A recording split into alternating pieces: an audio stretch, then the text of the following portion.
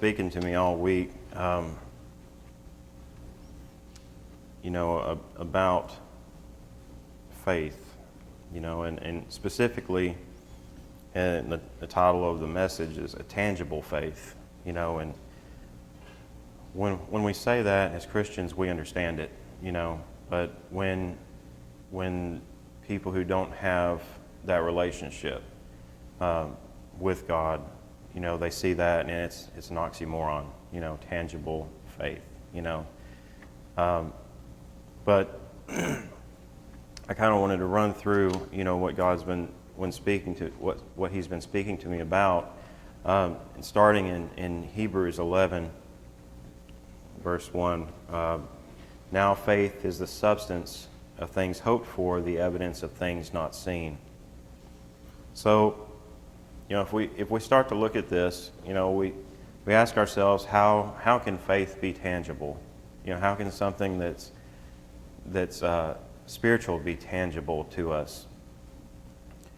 So, what kind of started me on this just seeking this out, I'd seen a online comment who, they posted that they were done with untangible relationships. Is basically someone who was mad at God, and they said they were done with relationships that they could not substantiate. So, I got to thinking about this, and they listed some examples, and so I wanted to know. I said, okay, so what makes faith tangible to me? Because I see it as a tangible relationship. In going into the Amplified with the same verse, now faith is the assurance, which is the title deed, is the confirmation of things hoped for, which is divinely guaranteed, and the evidence of things not seen, the conviction of their reality. Faith comprehends as fact what cannot be experienced by the physical senses.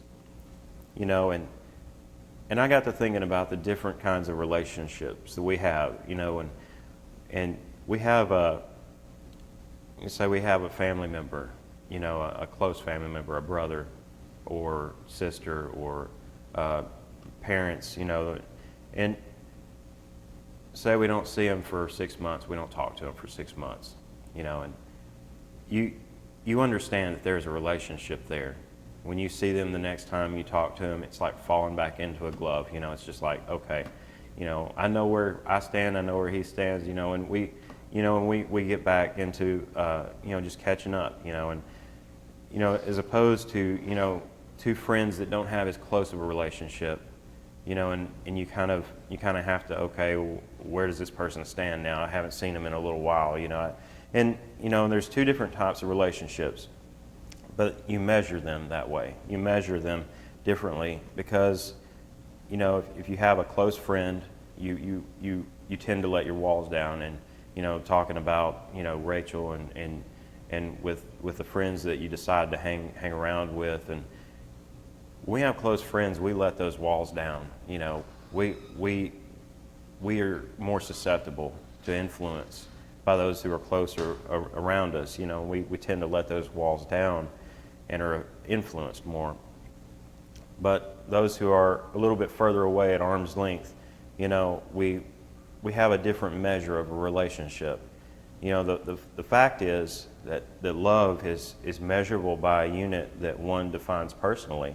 You are the unit of measurement. You're the yardstick. You're the ruler that measures that love that you have for another person. In other words, it's all relative. And it's not a pun. It's not supposed to be a pun, but it's all relative. So it depends on what you see. It depends on your relationship, your direct relationship with someone else or a group of people. And thinking about this, I had a friend. I would probably call her my best friend. That was my friend all the way through middle school and high school. After we graduated, we went two separate ways, and kept in contact, phone or whatever, called every 3 or 4 months, but to this day, we can call up each other and talk just like we had been in high school. I mean, it's an understanding, that you have a measurable relationship with that person, that you have an understanding that you are a friend to that person.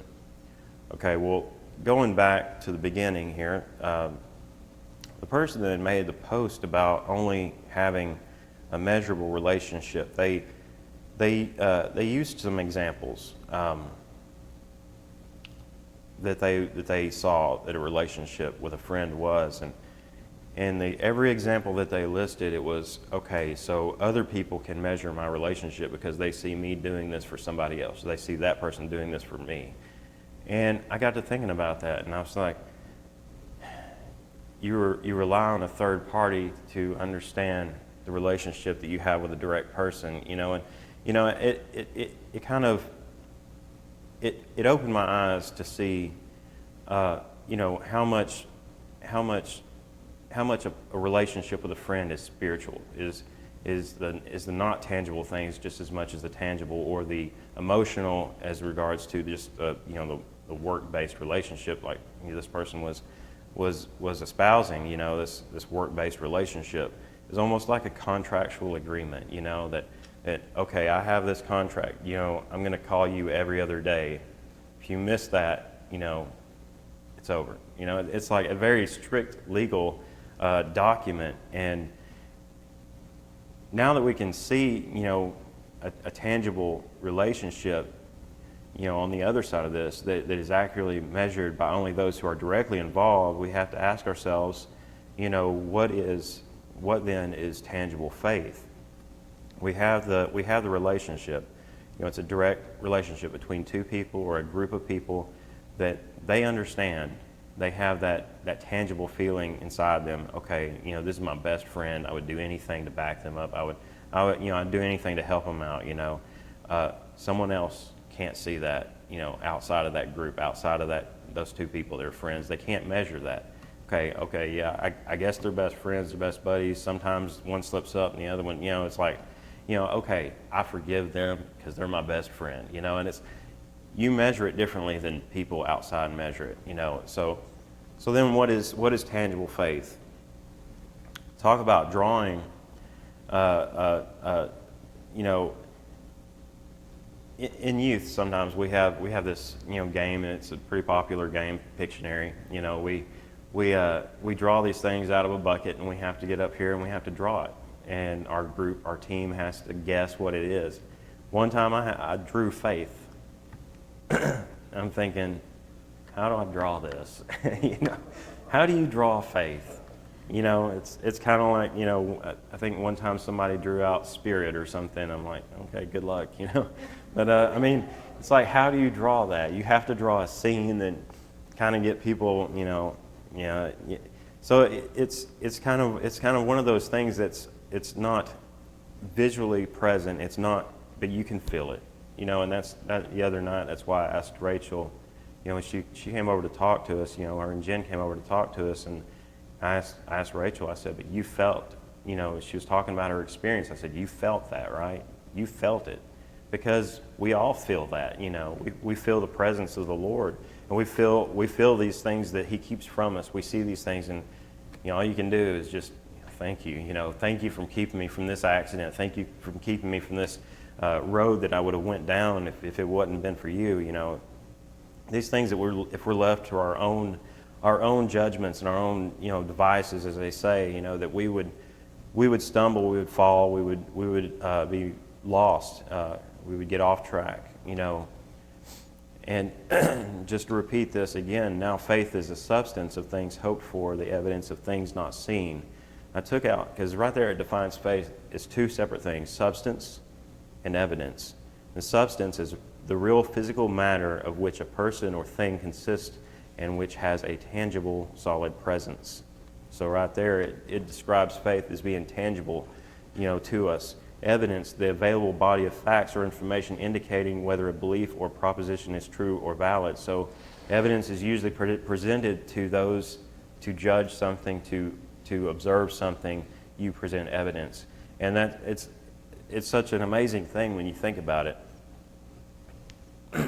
Substance is something you put forward, you step forward in faith, and then the evidence of what you did, of what you stepped out into, can be measured by those around you, by the observers, by the people that are looking at the things that are going on. Your testimony is often, is what you don't say. Those things that you step out in faith to do, and people around are just like, did you see that? I want that. And they see this evidence, which is the evidence of faith. So we can see that a person's faith can be substantial to themselves and measured by those who are looking on. Christ made this a personal thing because he wants a personal relationship. We don't go up to people that we meet in a job or whatever, school, and say, I want to be friends with you, but it has to be apparent to this person over here that we're friends before we can substantiate a relationship. That's not how it works.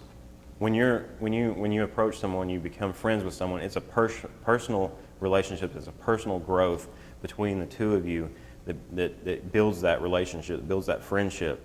So it's a relationship that's substantial to you and measurable by those who observe.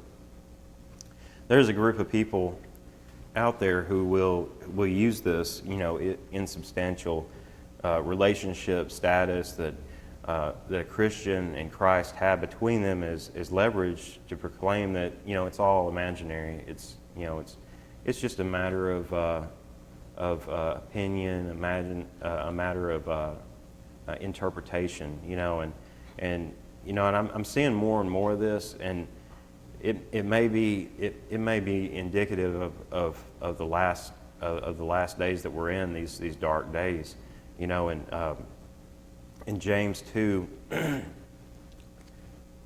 verse 18, it says, yea, a man may say, thou hast faith, and I have works. Show me thy faith without thy works, and I will show thee my faith by my works. Thou believest that there is one God, thou doest well. The devils also believe and tremble. But wilt thou know, O vain man, that faith without works is dead? And I would have to reverse that, and I would say works without faith is equally dead. Because those who say there is no God, they're so deceived by the enemy that there is no spirituality. There is not. There's one physical way, and to think about it in terms, what good is to have a tangible relationship with another human being that's measured only by works or favors that you do for each other? What good is that? Like I said, it's almost as if it's almost a relationship that you would have with a bank, like a contractual. Okay, you pay this on this day. If you don't pay it, it's over. Our relationship's done. It's like that's the kind of a relationship that would be if there was no grace, no forgiveness, nothing else. It's just based on works without anything else. So, you talk about a paper-thin relationship, and that's what you have. A relationship, a friendship that's good on paper, but nowhere else. I struggled with it because, I see this more and more. People who have been hurt in certain ways, and they give up, and they just fall right off that cliff. They go right over, no stopping. Once they start, it's just faster and faster and faster. And they surround themselves, they build people up, around them that will encourage them in this. And it's frustrating, but at the same time, it becomes an echo chamber, basically. And I was talking to Lauren about this, it's what you talked about a few weeks ago in youth. It's like Facebook, Twitter, these things become an echo chamber. People are going to pile on. So if you have somebody espouse a position that they have, you'll have so many people come and build them up. And then you have one person that's the voice of truth, the voice of reason come in, boom, they get obliterated by all these people. Because everything is so geared towards promoting oneself on these platforms. You're told to put yourself out there, and people are going to come up and just build you up. And then when someone comes and says, you're going to be humbled, you need to look at your life, look at what you're talking about, and boom, it's just like it's a free for all basically against that person.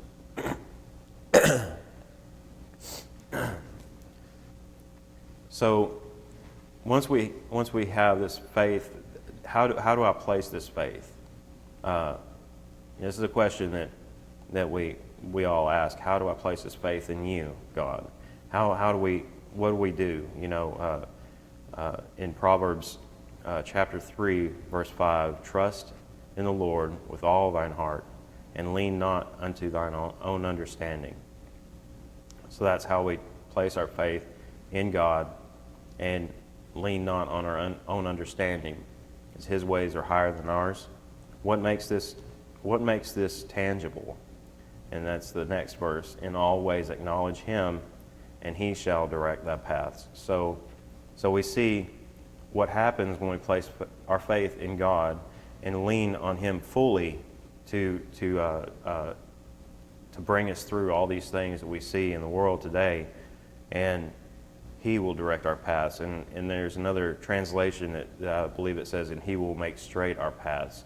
So even though it doesn't make sense to us, in the end, it's going to be a direct path to God. It's going to be something that He's done that makes it makes it all make sense in the end. And when we skip down a few verses, I know this is talking about, in this particular instance, about a physical thing, but I think we could take this spiritually, because honor, in verse 9, honor the Lord with thy substance and with the first fruits of all thine increase, so shall thy barns be filled with plenty, and thy presses shall burst out with new wine. Fill our cups, Lord.